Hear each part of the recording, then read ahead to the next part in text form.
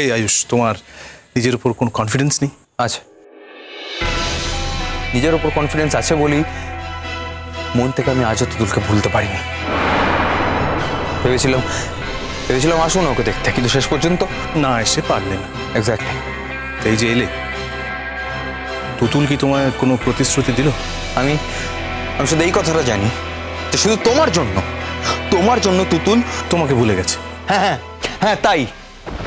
আর তাই তার পরদিনই তুমি তার দিদিকে বিয়ে করার কথা ভেবে ফেললে। কি ডেডিকেশন বলো তো তোমার আয়ুষ। আর এখনো যে তুমি তাকে পুরোপুরি নিজের সবটা দিতে পারছো তাও তো নয়, তাই না? তুমি মিতুলকে লুকিয়ে এখানে এসেছো। বেশ করেছি আমি। আমার জীবনে প্রাইভেট স্পেস থাকবে না এমন কথা আমি বলেছি? এই কথাটা তুমি বলেছো মিতুলকে?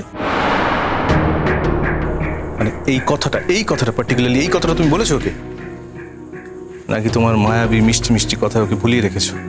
আমি মিতুলকে কি বলেছি that is none of your business. তুমি একটা কথা খুব ভালো করে শুনে রাখো ঋষি, তোমরা তো খুব শিগগিরই বিয়ে করবে।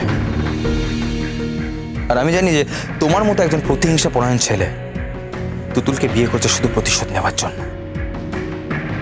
আর বিয়েটা হয়ে গেলে তুমি ওকে তোমার লাইফ থেকে বাদ দিয়ে দেবে। একটা কথা বলে দিচ্ছি, তুমি তুতুলকে বিয়ে করছো খুব ভালো কথা, কিন্তু কোনোদিন যদি তোমার প্রতিশোধ নেবার খুঁটি হিসাবে ওকে ব্যবহার করো, সেদিন তুমি বুঝতে পারবে আয়ুষ কি। আয়ুষ, এত ভয় দেখাও কেন বলো তো? তোমার আমাকে দেখে কি একটা ভীতু মানুষ বলে মনে হয়? ভয় দেখাচ্ছে না ঋষি, আমি যেটা করবো সেটা বলে গেলাম। দাঁড়াও আয়ুষ কুমার, তুমি আমায় এতগুলো কথা বললে, আমার একটা কথা শোনো। আমি তোমার তুতুলের জীবন থেকে সরে যাচ্ছি, তুমি তুতুলকে ফিরিয়ে নাও। পারবে? আমি তোমাকে ওপেন চ্যালেঞ্জ দিলাম আয়ুষ কুমার, ফিরিয়ে নাও তোমার বউকে। তুমি একদিন আমার হাতে খুন হয়ে যাবে ঋষি। ব্যর্থ পুরুষ মানুষরা ঠিক এইভাবেই কথা বলে আয়ুষ কুমার। আমি বুঝতে পারছি তোমার পুরুষ আকারে লাগছে, খুবই স্বাভাবিক। এই দেখো না, তুতুল আমাকে কদিন চেনে বলো? এর মধ্যেই তোমাকে একেবারে ভুলে গিয়ে ঋষি,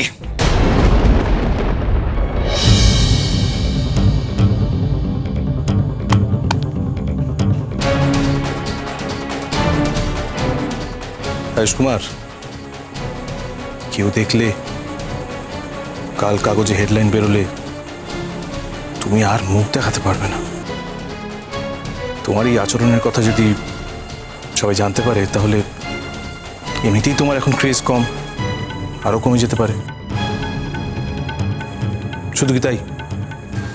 বলা যায় না এইসব কথা শুনে তোমাকে হয়তো আর কেউ সিনেমায় চান্সও দেবে না। তখন হয়তো শেষমেশ আমার কাছেই আসতে হবে সিনেমার জন্য, কাজের জন্য। সো যাও, বাড়ি গিয়ে বিয়ের জন্য তৈরি হও। আর লিসেন, ওই মেয়েটাকে আর ঠকিও না।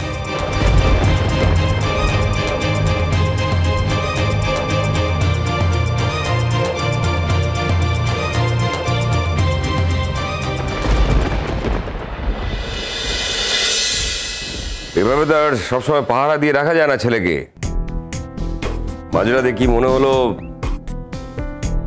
আমি ওর ঘরে নক করলাম ঘুমিয়েছে কিনা দেখার জন্য, দেখি ছেলে ঘরে নেই, দরজা খোলা। এখন যদি আমি মিতুলকে ফোন করি,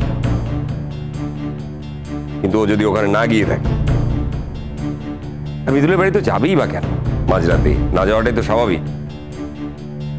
তাহলে মিতুল কি বল? আমি মিতুলের কাছে ছোট হয়ে যাব না? এমনিতে মেয়েটা নানান জ্বালায় জ্বলে মরছে, তার উপরে আমি যদি একটা নতুন চিন্তা তার মধ্যে ঢুকিয়ে দিই, তাহলে কি করা যায় স্যার? আমি তো আকাশ পাতাল কিছু ভেবে উঠতে পারছি না। খুঁজবো যে গাড়িটা নিয়ে, কিন্তু আন্দাজ করে যেতে হবে তো। কোথায় খুঁজবো বলুন তো? আমি জানি ও কোথায় গেছে। আমারও মনে হচ্ছিল দিদি, ও ঠিক তুতুলকেই দেখতে গেছে। কি বলছো তোমরা? মিতুল যখন ওকে জানালো তখন ও ওদের কেনাকাটির প্রোগ্রামটা পর্যন্ত ক্যান্সেল করতে চায়নি, উল্টে মিতুলকে জোর করছিল চলে আসার জন্য, আর ও যাবে ওকে দেখতে। আমি বলছি দীপ, ডোডো তুতুলকে দেখতে গেছে। তুমি পরে আমার কথা মিলিয়ে নিও। কিন্তু এভাবে তো চলতে পারে না। ও যদি এখনো এইভাবে দু নৌকায় পা দিয়ে চলার কথা ভেবে থাকে তাহলে ভুল করছে।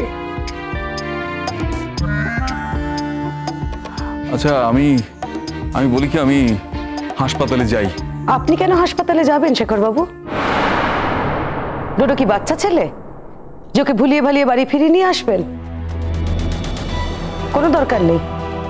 ওর যখন সময় হবে নিজেই ফিরবে। শুধু শুধু কষ্ট করে এত রাতে হাসপাতালে যাওয়ার আপনার কোনো দরকার নেই। আমার কোনো কষ্ট হবে না বড় বৌদি। আমি বরং হাসপাতালে না গিয়ে বাড়িতে থাকলেই আমার বেশি কষ্ট হবে। অস্থিরতায় টানা পড়ে না আমি একবারে জেরবার হয়ে যাব। এতটুকু ঘুমোতে পারবো না, বিশ্বাস করুন। বরং চক্ষুকর্ণের বিবাদ ভঞ্জন ঘটিয়ে যদি আমি দেখতে পাই যে ছেলে হাসপাতালেই আছে, তাহলে অন্তত বাকি রাতটা আমি একটু বালিশে মাথা দিয়ে ঘুমোতে পারবো। সে তুমি যেতেই পারো, আমি কিছু বলবো না, কিন্তু আমি একটা কথা বলছি, আয়ুষ কোথাও যায়নি, ওখানেই গেছে। শোনো জয়া, এতদিন আমি অনেক ভালো কথায় ছেলেকে বোঝানোর চেষ্টা করেছি, তাতে যখন কোনো কাজ হলো না, এবারে কিন্তু আমি কঠিন পদক্ষেপ করব। তুমি কিন্তু কিছু বলতে পারবে না। দুদিন পরে যার বিয়ে, সে যদি দুদিন আগে এরকম একটা কাণ্ড করতে পারে, তাহলে তার বিয়ে না করাটাই ভালো। অলক্ষণে কথা বলো না তো দীপ। বিয়ে না করাটা মঙ্গল?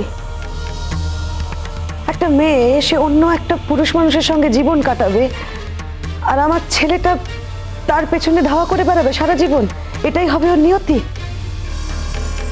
কখনো না দীপ, আমি বেঁচে থাকতে এটা কখনো হতে দেবো না। না স্যার, সত্যি কথাই। আপনি আয়ুষ বাবাজির সঙ্গে আজ ভালো করে কথা বলুন, আর পরিষ্কার হয়ে যাক। আপনি বলুন যে এইভাবে দুটো নৌকোয় পা দিয়ে সত্যি তো চলা যায় না, একটা দিক তাকে ঠিক করতেই হবে। আমার ধারণা তুতুলের শরীরটা খারাপ বলেই ও ওখানে এভাবে ছুটে গেছে। মরণ বাঁচন সমস্যা না হলে ও এভাবে ছুটে যেত না। সত্যি কথা বলবো, আমাদের মনের ভেতরেও আমরা ভীষণ কষ্ট পাচ্ছিলাম। দুজনেই বলাবলি করছিলাম, ভাবছিলাম ও কি নিজেকে এভাবে শেষ করে ফেললো? নিজের ভুলটা কেউ বুঝতে পেরেছে, তাই এই পরিণতি? সেই জন্য কি তুতুল বিষ খেলো? এসব মেয়ের পরিণতি এরকমই হয় বৌমা, এরা এভাবেই শেষ হয়ে যায়। এরা তো নিজেরা একা শেষ হয় না, এরা এদের আশেপাশের মানুষগুলোকেও শেষ করে দেয়।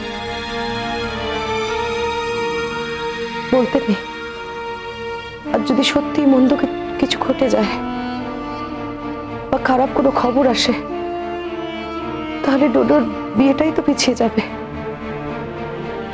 সত্যি সত্যি ও যদি কোনো খারাপ খবর পায়, তারপর ওর বিয়ে করে সংসার করাটাই তো একটা বড় প্রশ্ন হয়ে উঠবে। শান্তি নেই, কোথাও শান্তি নেই।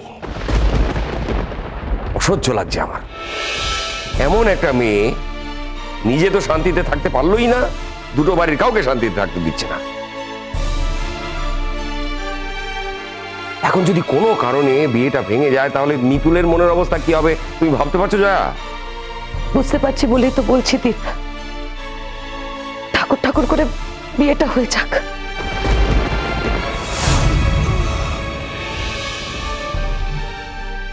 কি জয়াদি,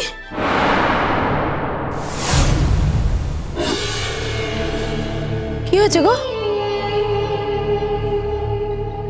তোমরা সবাই এত চেঁচামেচি করে কথা বলছো, আমার তো ঘুমই ভেঙে গেল।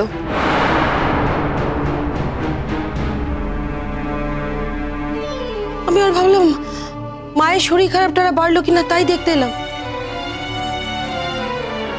কার কি হয়েছে? কি গো, কি হয়েছে?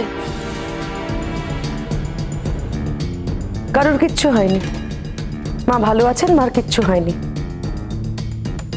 তুমি প্লিজ ঘুমোতে যাও।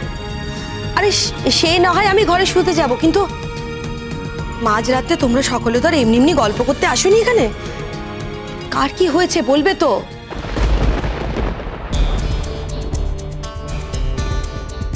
আয়ুষের আবার শরীর খারাপ হয়নি তো?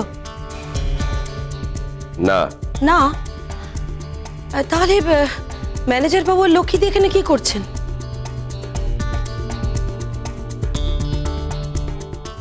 দাদা, বাড়িতে যদি কখনো কিছু ঘটে, একই বাড়িতে থেকেও যদি আমরা কিছু জানতে না পারি, তাহলে খারাপ লাগে না বলুন?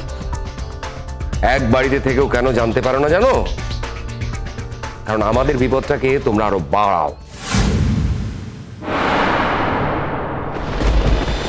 চোখে